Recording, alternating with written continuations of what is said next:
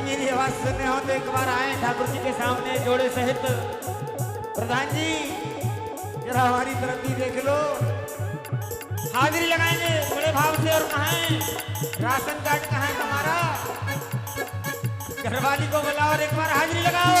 ये जोड़ी का जवाब नहीं, ये जोड़ी का जवाब नहीं, ये जोड़ी का जवाब नहीं, ये जोड़ी का जवाब नहीं। दुल्हन है नंदलाल, जोड़ी का जवाब नहीं, दुल्हन है नंदलाल, जोड़ी का जवाब नहीं। आओ कृष्णा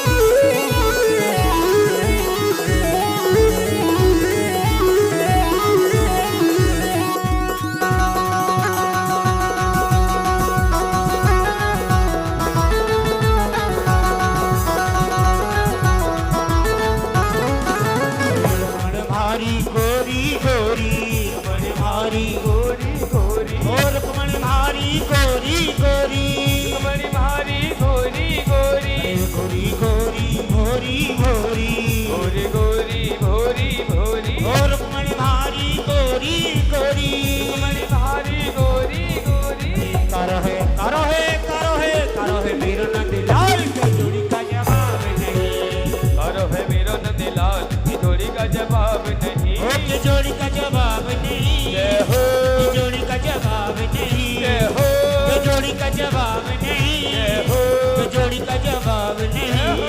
दुल्हन है नंदलाल, जोड़ी का जवाब नहीं, दुल्हन है नंदलाल, जोड़ी का जवाब नहीं।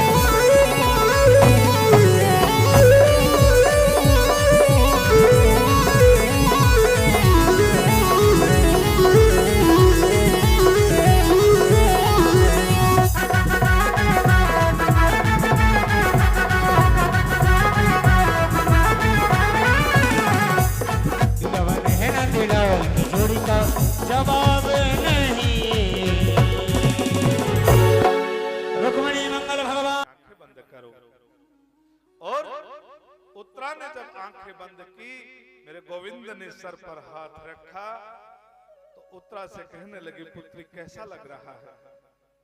बोले हाँ केशव, अब कुछ अच्छा लग रहा है। बाहर भी गोविंद उनको दिखाई दे रहे हैं और अंदर गर्भ में प्रवेश करके मेरे गोविंद ने अपने परम भक्त को अपने गोद में बैठा लिया। और इस संसार के वो पहले ऐसे जीव बने, ऐसे भक्त बने जिन्होंने जन्म बाद में लिया और गोविंद को पाया पहले। ऐसे महाराज परीक्षित को कोटि कोटि नमन। बोलिए महाराज परीक्षित की। ऐसे पहले भक्त इस संसार में हैं वो जिन्होंने गर्भ में ही मेरे गोविंद को पा लिया। परीक्षित कोई छोटी चीज थोड़ी ना है।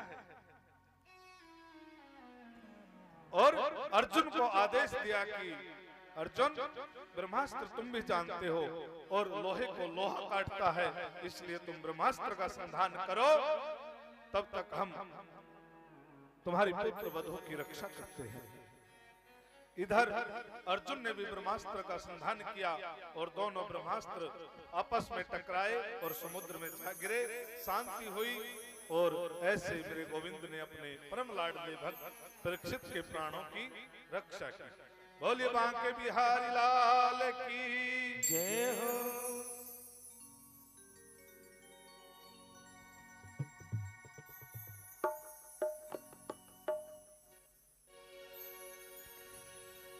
हो जग छोड़ के जाना है, नहीं देर लगेगी। हाय नहीं देर लगेगी। खूब कमा ले सोना चांदी, खूब कमा हीरे मोती, लेकिन एक बात याद रखना मेरे भक्तों, कफन में जेब नहीं होती।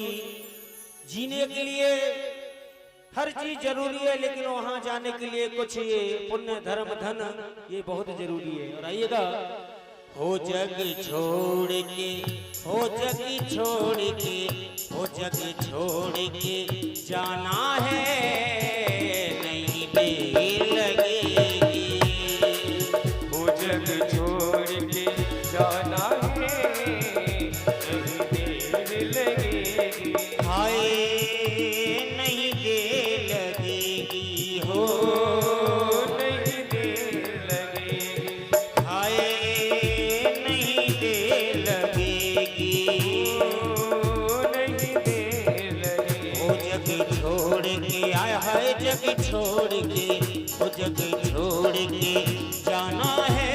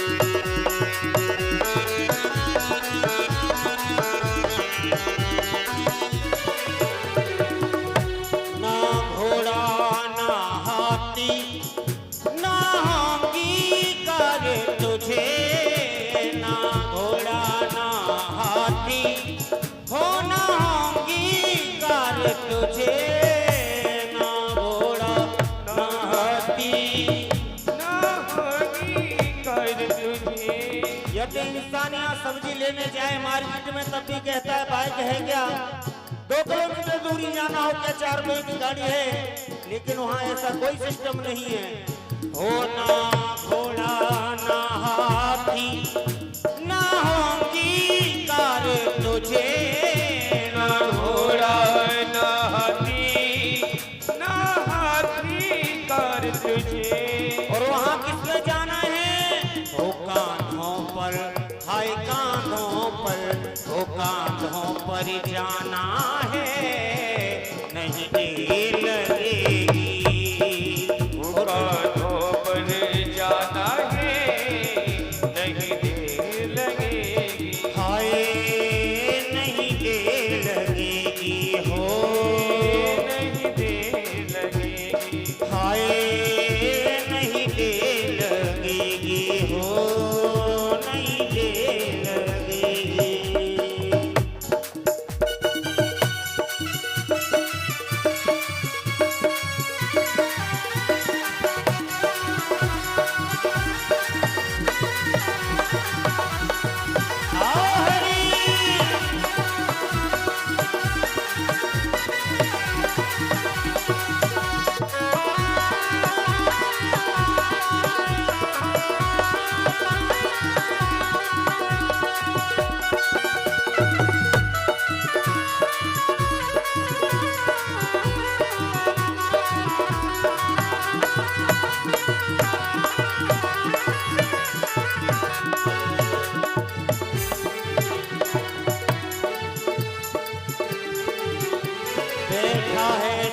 शिकारी यहाँ करती रख मान लिए, बैठा है शिकारी यहाँ करती मक मान लिए।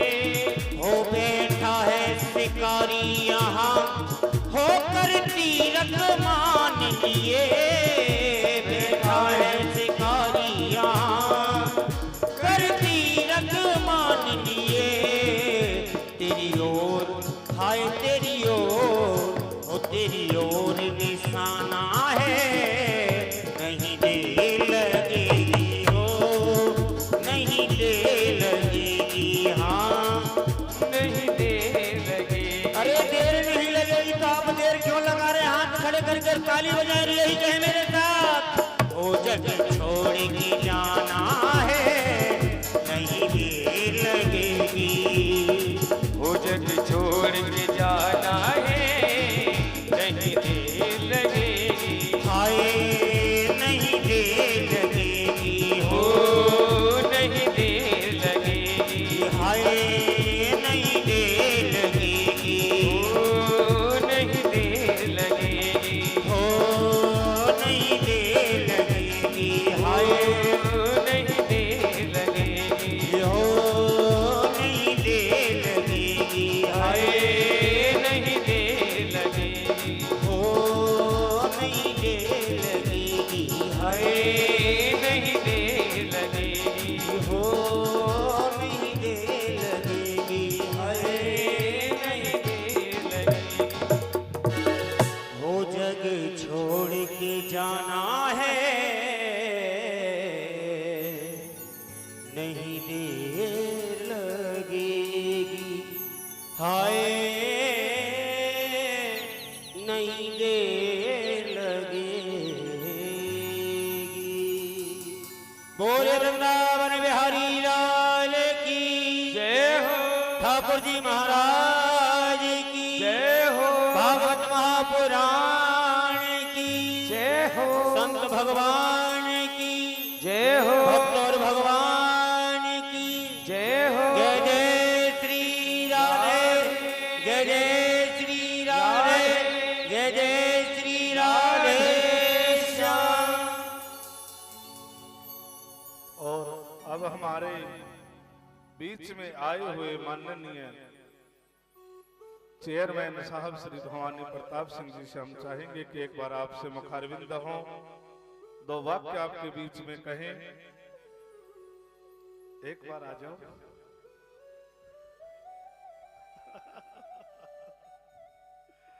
चलो ठीक है।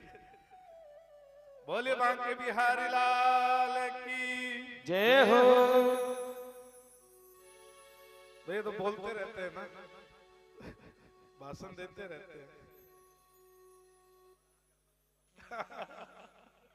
ये बात हुई, अपना तो यही होता है, अपने घर में है, बिल्कुल सही बात है। तो इस प्रकार से मेरे गोविंद ने अपने परम भक्त का जीवन बचाया और कुछ समय के पश्चात इस धरा पर महाराज परीक्षित का जन्म हुआ। अनेकों अनेक खुशियां मनाई गई, अनेकों अनेक उत्सव मने। और जब परीक्षित महाराज 5 वर्ष की आयु के थे तो उनके दादाओं ने विचार किया कि अब हम गृहस्थ से वानप्रस्थ की ओर प्रस्थान करते हैं।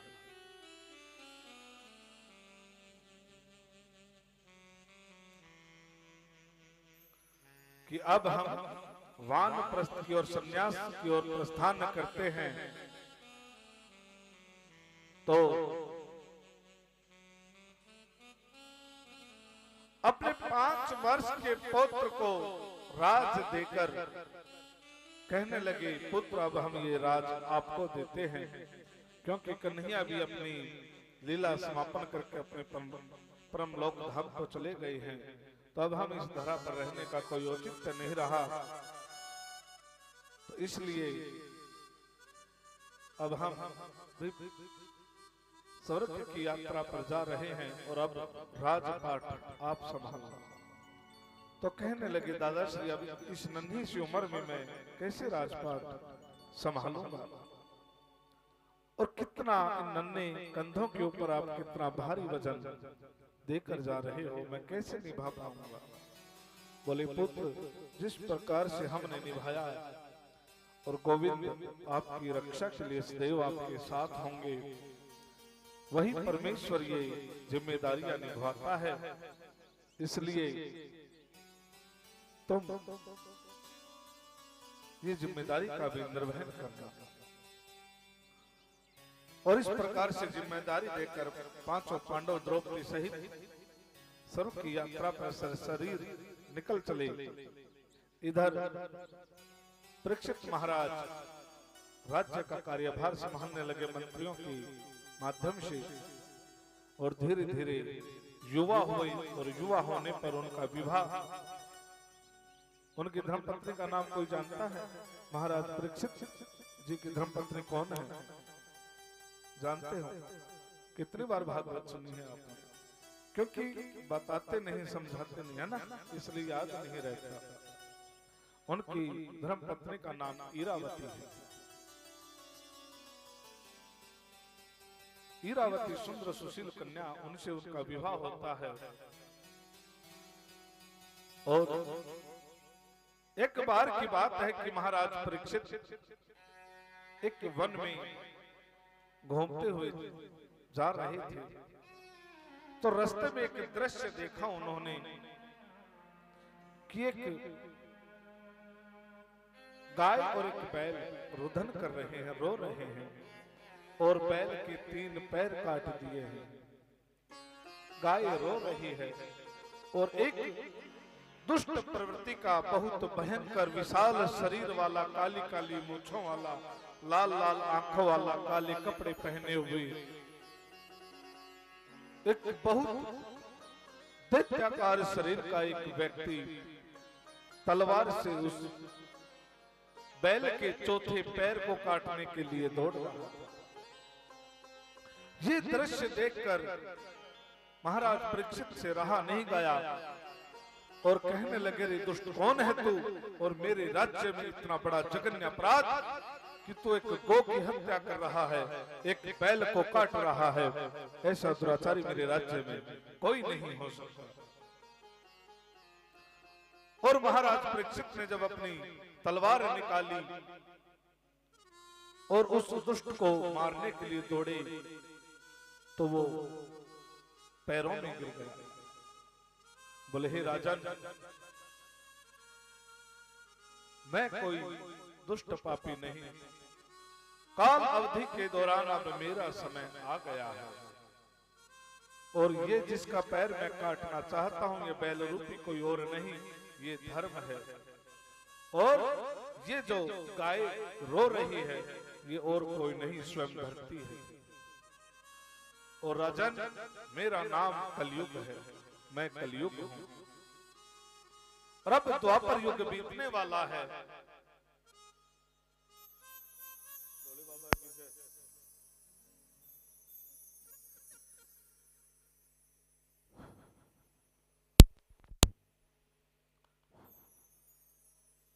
अब द्वापर युग बीतने वाला है, और कलयुग का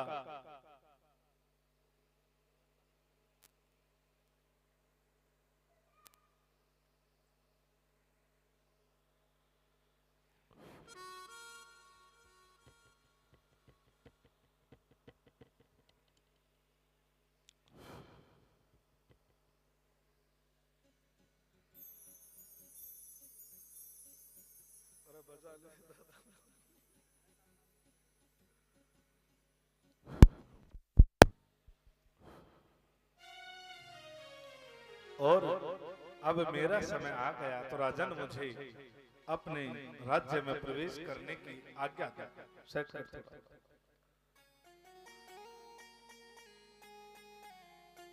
बोले, मेरे रहते हुए तो तुम प्रवेश नहीं कर सकते, मैं तुम्हें कलयुग को प्रवेश नहीं करने दूंगा। बोले, राजन, मैं कोई पहले नहीं आया हूं, मैं समय के अनुसार आया हूं, और विधि का विधान है अब समय मेरा आ गया है, इसलिए मुझे आज्ञा देनी पड़ी। तब विधि का विधान है, महाराज परीक्षित भी नहीं बदल सकते। समय चक्र आ गया था कलयुग का, सो कह दिया कि ठीक है, तुम मेरे राज्य में प्रवेश करो, इस धरा पर आ सकते हो, परंतु रहने के लिए हम आपको सीमित स्थान देंगे और तुम केवल वहीं रहोगे। तो कहने लगे, बताओ महाराज, हम कहाँ रहें? बोले, हम आपको 3 स्थान देते हैं, आप वहां रहेंगे। तो पहला स्थान दिया कि जहां पर सुरापान होगा, वहां पर कलयुग का वास होगा। सुरापान जानते हो? सुरापान क्या होता है? जहां शराब पी जाती है, जो शराब पीता है वहां कलयुग का वास होगा। और जहां पर जुआ खेला जाएगा वहां पर तुम्हारा वास होगा। जहां पर व्यभिचार होगा, मांसाहार होगा, गलत कृत्य होंगे, वहां पर तुम्हारा वास होगा। ये 3 स्थान ऐसे दिए कि वहां पर कोई सज्जन पुरुष जाना नहीं चाहता। कोई सज्जन आदमी जाता है ऐसे स्थानों पर? नहीं जाता ना। तो कहने लगे, महाराज आपने मेरे को स्थान तो दिए, परंतु कोई सज्जन पुरुष तो यहाँ आता ही नहीं। अब जब सज्जन पुरुष ही नहीं पहुंचेगा तो फिर मेरा आने का फायदा क्या? तो कहने लगे, जाओ, सवर्ण में भी तुम्हारा वास होगा। अब सवर्ण में वास को दे दिया, परंतु गीता जी में मेरे गोविंद ने कहा है कि सोने में तो मैं बैठा हूं, मेरे गोविंद का वास है सोने में। अब जब गोविंद खुद स्वर्ण में बैठते हैं तो कलयुग कैसे बैठे? तो कहने लगे महाराज परीक्षित कि कलयुग जो सोना चोरी का, छल का, कपट का और अनैतिक कार्यों से कमाए हुए धन का होगा, उसमें तुम्हारा वास होगा। और जो सत्कर्मों से कमाया हुआ, दान पुण्य में मिला हुआ जो सवर्ण होगा, जो दान करेगा, उसमें गोविंद का वास होगा। जब ये वचन महाराज परीक्षित ने कलयुग को दिया तो देते ही सूक्ष्म रूप धारण किया और महाराज परीक्षित के मुकुट में प्रवेश कर गए। अब पांडव लोग तो धर्मात्मा थे कि नहीं? थे ना धर्मात्मा। तो धर्मात्माओं के पास छल का सोना कहां से आया? क्योंकि वचन दिया था कि जो छल का, कपट का, चोरी का, ठगी का, दुराचार का जो सोना होगा उसमें कलयुग का वास होगा, है ना। तब उस मुकुट में कैसे प्रवेश किया? क्योंकि वो मुकुट जब क्षत्रिय लोग तो जानते हैं इस बात को, जब किसी राजा को जीता जाता था तो उसकी निशानी के तौर पर उसके मुकुट को लेके आते थे वो लोग कि हमने फला फला राजाओं को जीता है ना। इस प्रकार की नीतियां आज भी हमारे रजवाड़ों में है। तो वो जो मुकुट था ना, वो दुशासन का था। गए तो जंगल में, वन में क्या मिले? कोई पानी की पूछने वाला थोड़ी ना, राजा है तो महल में है, वन में कौन पूछेगा? ठीक ऋषि का आश्रम था, महर्षि समीक का, और उस आश्रम में वो चला जाता है। वहां पर महाराज समीक तपस्या में लीन बैठे थे और परीक्षित बाहर से आवाज लगाने लगा कि कोई हमें जल पिलाए, हम भारतवर्ष के सम्राट हैं, हमें प्यास लगी है, हमें जल ला कर दो। ये वही राजा परीक्षित है जो कभी ऋषियों को सेवा करने के लिए अपना भेष बदल कर जाया करते थे, क्योंकि राजा को सेवा कौन करने देते, इसलिए भेष बदल कर जाते थे, ऋषियों के आश्रम को बुहारा करते थे, ऋषियों के चरणों को पखारा करते थे। और आज वही परीक्षित हैं कि आश्रम के बाहर खड़े होकर आवाज लगा रहे हैं कि कोई हमें जल पिलाए। जब कोई अंदर से नहीं आया तो स्वयं ही अंदर चले गए और देखा कि ऋषि बैठे हैं। कहने लगे, रे ढोंगी, एक राजा को देखकर ढोंग करता है और एक भारतवर्ष का राजा तेरे द्वार है और तुम उसे पानी तक की नहीं पूछ सकते, ऐसे दुराचारी हो गई, ये ढोंग और पाखंड करते हो।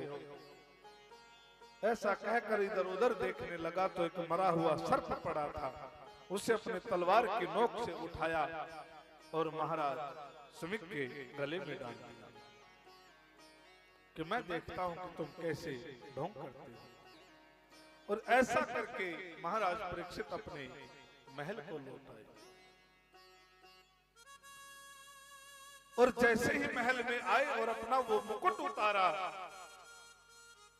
तभी फिर से वही सात्विक बुद्धि काम करने लगी कि मैंने कौन सा जघन्य अपराध कर दिया, एक ऋषिवर के गले में मृत सर्प डाल के आ गया। जब कलयुग चलता है ना, चढ़ता है ना किसी के शरीर पे, तो इस प्रकार के ही उल्टे कर्म करवाता है वो, तो समझ लेना कि कलयुग अपना प्रभाव दिखा रहा है। जब आपकी बुद्धि काम करना बंद कर जाए, आपको क्रोध आने लगे, काम वासना जागे, आपको निंदा करने का मन करे, तो समझ लेना कि कलयुग अपना असर दिखा रहा है, कलयुग आप पर प्रवेश कर रहा है। परंतु अब उपाय क्या था कि जो हो गया सो हो गया। मन ही मन प्रायश्चित के अग्नि में जल रहे महाराज परीक्षित।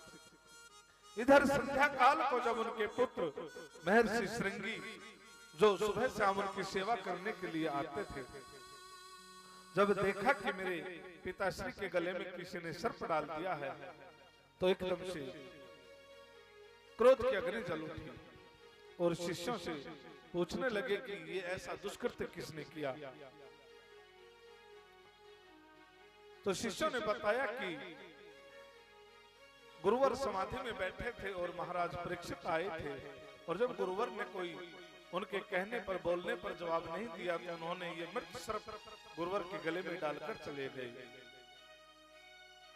जब ये सुना महाराज श्रृंगी ने, तो हाथ में जल लिया, अभिमंत्रित किया और महाराज परीक्षित को श्राप दिया कि यही सर्प दोबारा से जीवित हो और उस महाराज परीक्षित को उसकी करनी का दंड दे। आज से 7 दिवस पश्चात यही सर्प डसेगा और उस अभिमानी राजा की मृत्यु हो जाएगी। ये श्राप उन्होंने दे दिया और अपने पिताश्री के गले से वो सर्प निकाला और जल से अभिमंत्रित कर दिया। जब उनके पिताश्री महर्षि सुमित की आंखें खुली और उन्हें सब वृत्तांत का पता चला, तो कहने लगे, पुत्र आपने ये क्या किया? हमारे राजा तो बहुत धर्मात्मा हैं, बहुत धर्मपरायण हैं, और ऋषि तो ब्रह्मज्ञानी होते, उन्हें तो पता चल गया था कि कलयुग का प्रवेश हो गया और इसी कारण से ऐसे राजा ने ये कृत्य किया। अन्यथा वही राजा महाराज परीक्षित हैं कि जो हमारे आश्रमों की आंगन बहारते हैं, पानी छिड़काव करते हैं, जलपान की व्यवस्था करते हैं, भोजन की व्यवस्था करते हैं, और पुत्र जो राजा इतना करता हो उसकी छोटी मोटी गलतियों के ऊपर ध्यान नहीं देते। और आपने तो इतना बड़ा श्राप दे दिया कि 7 दिवस में उनकी मृत्यु हो जाएगी। अब तो अपने शिष्यों को भेजा कि जाओ महाराज के पास और राजन को बताना कि हमारे पुत्र श्रृंगी ने तुम्हें श्राप दिया है, और यदि हो सके तो अपनी मुक्ति का उपाय कर दें। जब शिष्यों ने जाकर बताया कि राजन आपको महाराज सुमित के पुत्र श्रृंगी ने श्राप दिया है कि 7 दिवस में तक्षक नाग आपको डसेगा और आपकी मृत्यु हो जाएगी, तो महाराज श्री चाहते हैं कि ऐसा कोई उपाय करें जिससे आपकी मुक्ति हो जाए। तो अब तो महाराज बड़े विस्मित हुए कि संत तो संत हैं, मुझ दुष्ट पापी को कोई श्राप भी दिया तो क्या दिया कि 7 दिवस में मर जाऊंगा। ये भी कोई श्राप है क्या? कुछ भी नहीं दिया मुझे दुष्ट को। अब तो ग्लानि आ रही महाराज परीक्षित को, परंतु कर भी क्या सकते हैं। तो इस प्रकार से महाराज परीक्षित ने सोचा कि अब तो चलने का हमारा भी समय आ गया, तो अपनी महारानी गिरावती को बुलाते हैं और कहते हैं देवी अब हम ये राज्य का कार्यभार आपके कंधों पर छोड़कर जा रहे हैं। आप अपने बच्चों के माध्यम से इसे संभालना और मुझे 7 दिवस में मृत्यु का श्राप मिला है, सो हम अब परमेश्वर का भजन करने के लिए जाना चाहते हैं। तो रानी कहने लगी महाराज आप बड़े बड़े ऋषियों को, महंतों को, गुरुओं को, संतों को, ब्राह्मणों को जानते हैं, तो उनको बुलाकर अपनी मृत्यु को टलवा भी तो सकते हैं। कोई मृत्यु को टलवाने का उपाय क्यों ना करा ले। तो कहने लगी महारानी ये तो मेरा परम धर्म है, और एक चीज और बताऊं,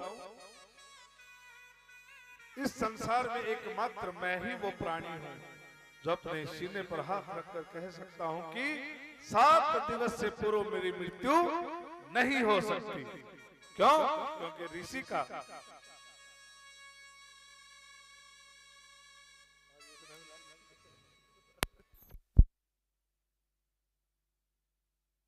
प्रधान जी थोड़ा कर लो यार। बोले बांके बिहारी लाल की। है कोई जो ये कहते कि 7 दिन से पहले नहीं मर सकता? है कोई? संसार में कोई नहीं ऐसा। बोला मैं कह सकता हूं कि 7 दिन से पहले मेरी मृत्यु नहीं हो सकती। इसलिए तो सौभाग्य की बात है, और मरना तो है आज नहीं तो कल, 20 साल बाद मरे तो क्या, मृत्यु तो अटल है, आएगी। मृत्यु से डरना क्या?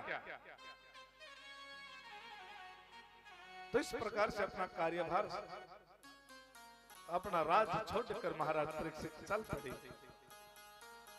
अब सभी संतों को, महंतों को, सबको पता लग गया कि महाराज परीक्षित को श्राप मिला। अब कोई बड़े राजा हैं, कोई बात उनके साथ हो जाती है, सबको पता चल जाए। छोटे मोटे आदमी के साथ हो जाए तो अलग बात है, अब वो तो सम्राट है भारत के, है ना, उनके साथ घटना घटी तो सबको पता चल गया। इसलिए सब संत महंत इकट्ठे होने लगे, सभी विचार करने लगे क्या किया जाए कि 7 दिन में महाराज परीक्षित की मुक्ति हो जाए। क्या कौन सा उपाय किया जाए, क्योंकि जिसको सर्प दंश कर लेता है उसकी मुक्ति नहीं होती। ये कारण है। और महाराज परीक्षित को तो तक्षक नाग डसने वाला था, इसलिए मुक्ति होना असंभव था। इसलिए सभी विचार करने लगे कि क्या करें क्या करें। इतने में ही उस सभा में परम पूज्य सतगुरुदेव श्री सुखदेव जी महाराज का पदार्पण होता है। बोलिए श्री सुखदेव जी महाराज की जय हो। और जब सभी संत महंत वहां पर विचार कर रहे थे तो श्री सुखदेव जी महाराज कहते हैं राजन क्या बात है। बोले हे प्रभु, यदि मुझ दीन दास पर आप दया रखते हैं तो आप ही हमारा कार्य सिद्ध कर सकते हैं। हे भगवान, मुझे ऋषि अपमान का श्राप मिला है और 7 दिवस पश्चात हमारी मृत्यु हो जाएगी। तो बोले क्या चाहते हो? बोले प्रभु, यदि आप मुझ दास पर कृपा करें तो हमारी मुक्ति हो जाए, ऐसा कोई उपाय बताइए। बोले राजन, हम आपको जीवन दान भी दे सकते हैं, यदि चाहिए तो बताओ। महाराज सुखदेव जी इतने तपोबल था उनके पास, को जीवन दान भी दे देते, परंतु कहने लगे नहीं भगवान, ये तो आप संतों की ही कृपा है कि मरना तो मुझे है ही, और शरीर का क्या, आज नहीं तो कल छूटेगा। बस आप यदि मुझे दास पर कृपा करें तो इस भवबंधन से मुक्ति हो जाए, ऐसा उपाय बताइए। तो श्री सुखदेव जी महाराज कहने लगे राजन चिंता ना करो, 7 दिवस में तुम्हारी मुक्ति हो जाएगी। हम तुम्हारे लिए श्रीमद् भागवत सप्ताह ज्ञान यज्ञ का अनुष्ठान करेंगे जिससे तुम्हारी मुक्ति हो जाएगी। बोलिए श्रीमद् भागवत भगवान की जय हो।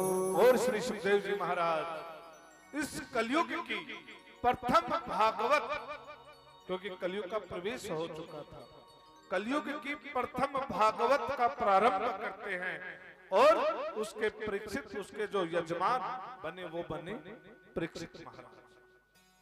इसीलिए आज भी ये विधान है कि जब भी श्रीमद् भागवत ज्ञान यज्ञ होगा, यहाँ पर यजमान नहीं होते, यहाँ पर परीक्षित होते हैं, जो मुख्य होते हैं, इस कथा के आयोजक होते हैं, इस कथा को संपन्न कराने में जिनका संपूर्ण श्रम और फल प्राप्त होता है, और ये सौभाग्य किसी किसी को ही प्राप्त होता है।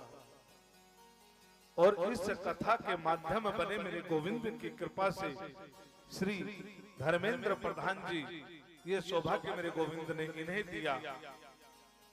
ये मेरे गोविंद की कृपा है। हमारे परीक्षित श्री धर्मेंद्र प्रधान जी हैं, इस कथा के परीक्षित हैं। ये विधान है, क्योंकि सुखदेव व्यास जी भी जरूरी है तो परीक्षित भी जरूरी है। परीक्षित का नियम से कथा सुनना, नियम से कार्य करना, व्यवस्थाओं को करना, ये सभी परीक्षित के कार्य हैं। और एक बार जो जीवन में परीक्षित बन जाता है, ये भागवत कहती है कि उसकी 7 पीढ़ियां तर जाती हैं, 7 पीढ़ियों को मोक्ष मिलता है एक बार परीक्षित बन जाने से। मात्र 7 दिवस की स्वयं का तो वो कल्याण करता ही है, साथ में 3 पीढ़ी पिछली और 3 पीढ़ी अगली, वो बीच का माध्यम होता है। 7 पीढ़ियों का कल्याण करता है एक बार इस कथा का यजमान बनने से, परीक्षित बनने से। परंतु संपूर्ण कथा का विधि विधान से, नियम से, श्रद्धा से, भाव से और व्यय के साथ कार्य करने से, तब ये चीजें मेरे गोविंद देते हैं। बोली श्री बांके बिहारी लाल की।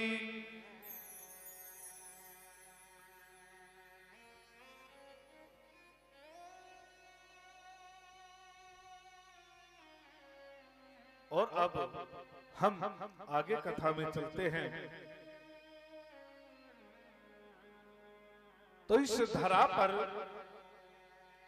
एक ऐसे महान दानी राजा हुए जो थे तो राक्षस कुल में, परंतु ऐसे धर्मात्मा, ऐसे दानवीर थे कि आज भी उनका नाम मंत्रों सहित सम्मान के साथ लिया जाता है। जब भी आप घर में यज्ञ हवन आदि पूजन करवाते हो तो ब्राह्मण आपको रक्षा विधान करते हैं, अर्थात कलावा बांधते ना, हाथ पे बांधते हैं, तो एक मंत्र का उच्चारण करते हैं। वो कौन सा? येन बद्धो बलि राजा दानवेंद्रो महाबल तेन त्वां प्रतिवदनामि रक्षेमाचलमाचलः। येन बद्धो बलि राजा दानवेंद्रो महाबल, इसका अर्थ समझते हो क्या है? कि हे यजमान, आप हमारे लिए उस राजा बलि के समान दानवीर हो, जिन्होंने उस परमेश्वर के श्री चरणों में अपना सर्वस्व न्यौछावर कर दिया था। और जैसे मेरे गोविंद ने उस राजा बलि पर कृपा की, वैसे ही मेरे गोविंद आप पर कृपा करे। यही इस मंत्र का अर्थ है। अब आप देखो, देते क्या हो ब्राह्मण को? मात्र 5-10 रुपए आपके हाथ में रखवाते हैं वो, क्योंकि खाली हाथ कलावा नहीं बंधवाते। आपने दिए 5-10 रुपए और आपको आशीर्वाद क्या दिया कि आपने उसे अपना सर्वस्व दान कर दिया, सब कुछ दान कर दिया। ये इन मंत्रों की, वेदों की महानता है, छोटी चीज नहीं है। तो अब हम उसी धर्मात्मा महाराज बलि की कथा को अब आगे करेंगे। तो महाराज बलि कौन है? मेरे गोविंद के परम भक्त, प्रहलाद के पुत्र और विरोचन के पुत्र महाराज बलि हैं, परंतु राक्षस कुल में हैं। और अब महाराज बलि को जो गुण प्राप्त हुए वो अपने दादा से मिले, भक्त प्रहलाद से मिले। उन्होंने ही ऐसे गुण उनको दिए कि वो धर्मात्मा थे। परंतु उनके गुरुवर शुक्राचार्य जी महाराज के कहने पर वो त्रिलोकी का राजा बनना चाहते थे, त्रिलोकी पर राज करना चाहते थे, देवराज इंद्र के सिंहासन पर बैठना चाहते थे। इसलिए उन्होंने ऐसे अश्वमेध यज्ञ किए जिससे वो विश्व विजेता हो जाता, त्रिलोकी विजेता हो जाता। तो इसके लिए उनके गुरुओं ने उन्हें एक अनुष्ठान बताया कि राजन, तुम यदि 100 अश्वमेध यज्ञ करो तो तुम्हें त्रिलोकी का राजा बनने से कोई नहीं रोक सकता। तो उस महाराज बलि ने 99 यज्ञ संपूर्ण कर दिए थे। और जब 100वां महायज्ञ चल रहा था तो देवताओं, देवराज इंद्र से रहा नहीं गया और मेरे श्री हरि नारायण की शरण में जाते हैं, प्रभु यदि महाराज बलि का ये यज्ञ संपूर्ण हो गया तो वो अजय हो जाएगा और फिर इस त्रिलोकी पर राक्षसों का ही राज हो जाएगा। इसलिए हे श्री हरि नारायण, आप हमारी और इस त्रिलोकी की रक्षा कीजिए। ऐसा कोई उपाय कीजिए कि महाराज बलि त्रिलोकी के राजा ना बन सके। तो यज्ञ जब होता है तो वहां पर ब्राह्मण को दक्षिणा देने का विधान है। यदि हमने यथावत जो दक्षिणा है वो नहीं दी तो यज्ञ संपूर्ण नहीं होता। इसलिए यथावत दक्षिणा दें, उचित दक्षिणा देना अधिकार है, अनुचित नहीं उचित दक्षिणा। यदि परमेश्वर की कृपा से सब कुछ है, धन धान्य पूर्ण है, तो उचित दक्षिणा देने का विधान है। अब निर्धन है तो बेचारे दे कहां से, है कि नहीं? तो यही विधि विधान है। तब मेरे गोविंद ने विचार किया कि क्या किया जाए कि राजा बलि को ये कार्य करने के लिए रोका जाए। तो मेरे गोविंद अवतार धारण करते हैं, किनका? 52 अंगुल के बन जाते हैं, नाटे के रूप में, ब्राह्मण रूप में, और वामन भगवान का रूप धारण करके महाराज बलि के द्वार पधारते हैं। बोलिए वामन भगवान की जय हो।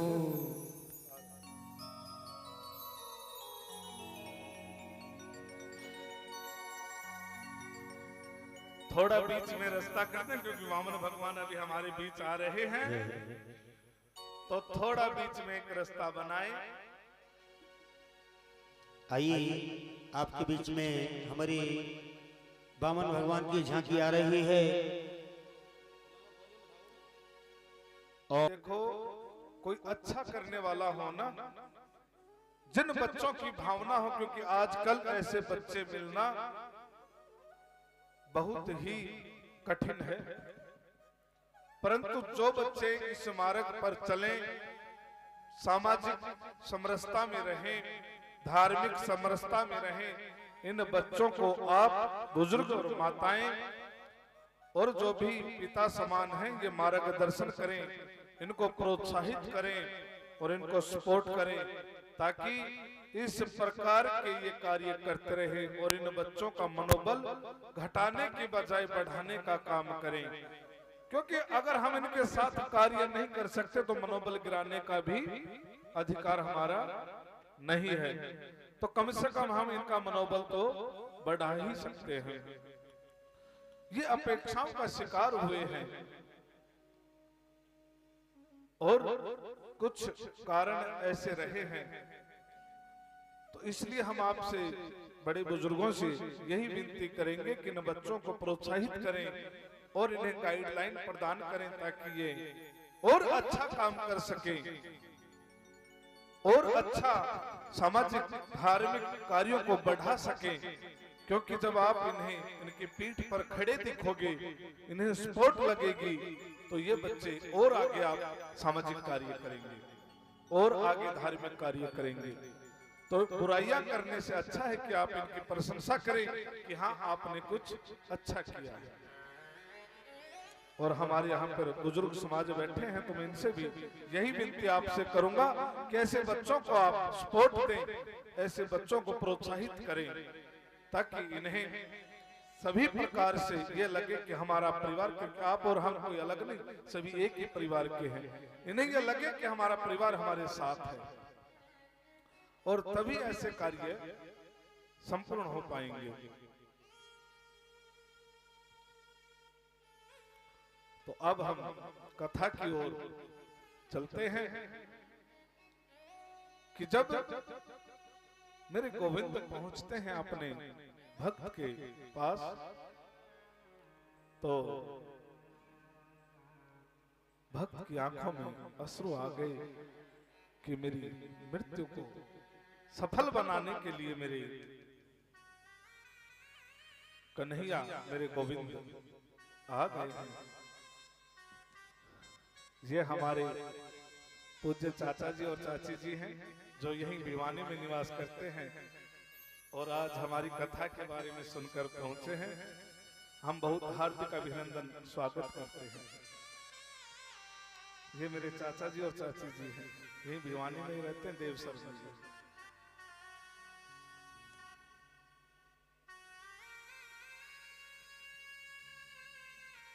तो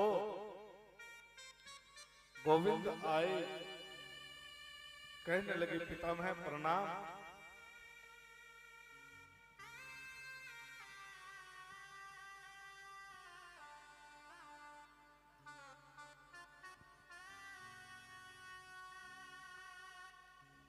कहने लगे पितामह प्रणाम।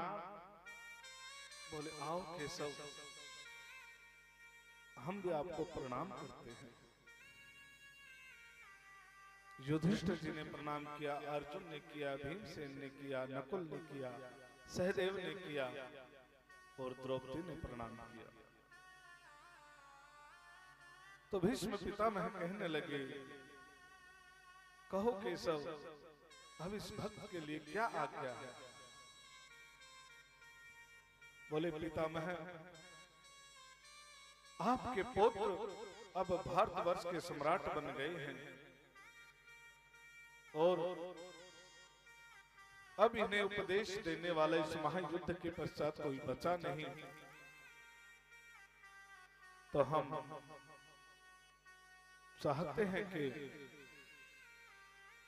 आप इन्हें हितोपदेश दें, राजनीति का ज्ञान दें, धर्म नीति का ज्ञान दें और सामाजिक नीति का ज्ञान दें, अर्थनीति का ज्ञान दें, ताकि ये एक सफल सम्राट और एक राजा बन सके। तो कहने लगे गोविंद, यदि सम्मान देना सीखना है ना, तो कोई आपसे सीखे। आप ऐसी कौन सी विद्या, ऐसा कौन सा ज्ञान है जो आप नहीं जानते? 64 विद्याएं हैं, 64 विद्याओं में आप निपुण हैं, और फिर भी तुच्छ दास को आपने ये भार सौंपा।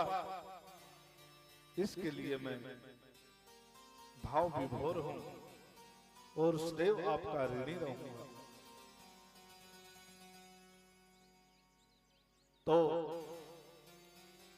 धर्म ज्ञान देने लगे महाराज भीष्म पितामह के पुत्रों, अब भारतवर्ष के सम्राट आप बने हो, तो कभी किसी गरीब के परिवार पर अत्याचार मत करना, कभी किसी गरीब को मत सताना, दीन दुखियों की सहायता करना और किसी स्त्री की इज्जत को खराब मत करना।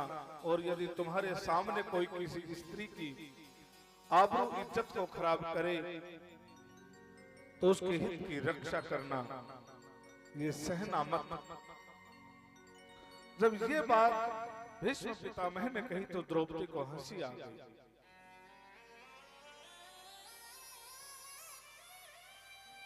तब बोलते बोलते भीष्म पितामह चुप हो गए और कहने लगे, पुत्री जब हम बातें कर रहे थे तो आप बीच में क्यों हंसी? तो कहने लगी, नहीं पितामह, ऐसी कोई बात नहीं है, बस ऐसे ही हंसी आ गई। बोले, पुत्री तुम कोई साधारण परिवार की बहू नहीं हो, तुम एक प्रतिष्ठित परिवार की बहू हो और तुम सर्वगुण संपन्न हो। ऐसा नहीं कि तुम्हें ज्ञान नहीं है, और तुम भली भांति जानती हो कि यदि इस प्रकार के जब वार्तालाप चल रहे हो बिना वजह हंसा नहीं जाता। अगर तुम हंसी हो तो कोई ना कोई बात है, वो बात बताओ।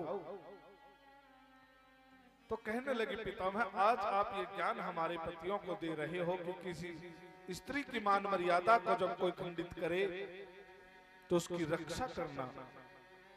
ये ज्ञान कल कहाँ था आपका जब मुझे भरी सभा में लज्जित किया जा रहा था? ये ज्ञान तब कहाँ था जब मुझे भरी सभा में निर्वस्त्र किया जा रहा था? और आज आप ये ज्ञान की बातें मेरे पतियों को पढ़ा रहे हो। बस यही सोचकर मैं हंस पड़ी। तो भीष्म पितामह आंखों में पानी आ गया और कहने लगे, पुत्री आज तुम ये जो मेरी हालत देख रही हो ना, ये उसी पाप का प्रायश्चित है, क्योंकि तब मैंने उस दुष्ट दुर्योधन का अन्न जल ग्रहण किया था और मैं उसके अधीन था। मैं समर्थ नहीं था पुत्री, अन्यथा मैं वही भीष्म पितामह हूं जिसने भीष्म प्रतिज्ञा ले रखी थी। परंतु हे पुत्री, मैं विवश था और आज मेरा जो अन्न जल मैंने दुर्योधन का ग्रहण किया था वो एक एक रक्त के माध्यम से मेरे शरीर से निकल चुका है। अब उसका कर्जदार नहीं हूं मैं, और जब मैं कर्जदार नहीं हूं तो मैं ये बात कहने का अधिकारी बन गया हूं। जब ये बात भीष्म पितामह ने कही तो द्रौपदी पैरों में गिर गई। बोले, पितामह मुझे क्षमा करें, मेरा मंतव्य बिल्कुल नहीं था कि मैं आपका दिल दुखाऊं, परंतु दिल में आई बात कह दी आपको, इसलिए क्षमा करें। बोले, कोई बात नहीं पुत्री, ये समय बड़ा बलवान है और समय की चाल ऐसे चली कि उस समय हम कुछ ना कर पाए। और उसी दृश्य का ये निर्दांत दृश्य आप देख रही हो। आज लाशों के पहाड़ पड़े हैं इस कुरुक्षेत्र के रण में, रक्त की नदियां बह गई। ये उन्हीं दुराचारों का परिणाम है। और अब भीष्म पितामह गोविंद को कहने लगे, गोविंद अब इस दास को आज्ञा दो, अब नहीं सहा जाता, क्योंकि एक एक बाण में जो दर्द होता था वो एक एक हजार बिच्छू काटने जैसा दर्द था। कितनी पीड़ा को सह रहा हूं। बोला, ये तो मैं ही जानता हूं गोविंद। बोले, पीड़ा क्यों ना हो भीष्म पितामह, आपको हम जानते हैं। बोले, आपसे एक विनती है, यदि स्वीकार करो। बोले, हाँ कहो ना, क्या कहना चाहते हो? ये आपका पुत्र उसे अवश्य ही पूरा करेगा। बोले, मेरे एक पुत्री है और उस पुत्री को मैं आपके सानिध्य में छोड़ के जाना चाहता हूं। जब ये बात कही भीष्म पितामह ने तो कन्हैया कहने लगे, पितामह आपको पुत्री आप तो बाल ब्रह्मचारी हैं, अखंड ब्रह्मचारी हैं, फिर आपको पुत्री कैसे? तो कहने लगे, ये मेरी जो बुद्धि, मेरा जो चित्त है, ये मेरी पुत्री है, और इसे ही मैं आपके सानिध्य में, आपके श्री चरणों में सौंपना चाहता हूं। इतना सा कर्म इस दास पर कर दो। और मेरे गोविंद सामने खड़े हैं, और धीरे धीरे पितामह ने अपनी आंखें बंद करते आ गई, और मेरे गोविंद के परम लोक धाम को प्रस्थान कर गई। ऐसे दिव्य पुरुष, दिव्य आत्मा भीष्म पितामह महाराज की जय हो। बोले बांके बिहारी लाल की जय हो। और अब सभी क्रियाओं से निपटकर पांडव राज करने लगे भारतवर्ष पर।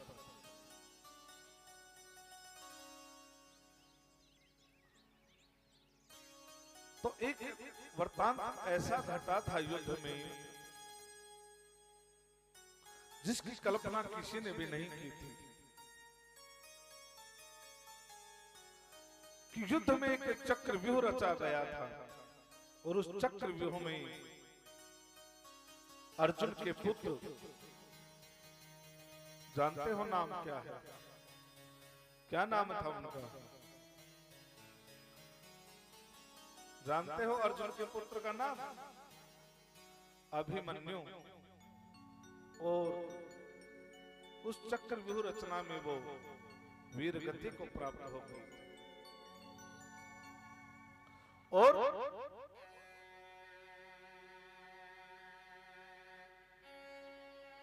जब पांडव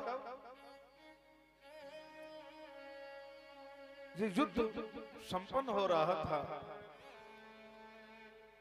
तो उस समय दुर्योधन जब अंतिम समय पर था, तो उनका मित्र था गुरु द्रोणाचार्य का पुत्र, कौन?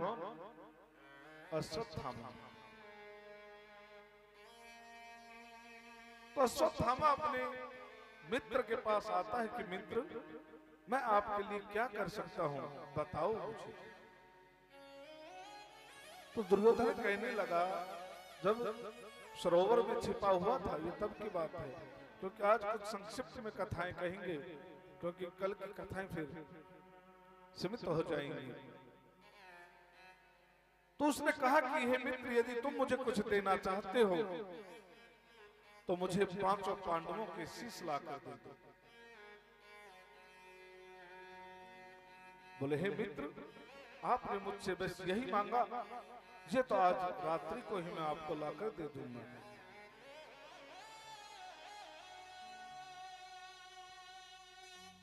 तो जब रात्रि को पांडव सोए हुए थे और गोविंद मेरे रखवाली कर रहे थे उनकी, तो वहीं पर द्रौपदी के 5 पुत्र भी थे, वो भी वहीं पर सोए हुए थे। तो गोविंद पांडवों को उठाकर कहते हैं कि यहाँ कुछ हमें अच्छा नहीं लग रहा, तुम्हें दूसरी जगह पर चलना चाहिए, चलो वहां चलेंगे।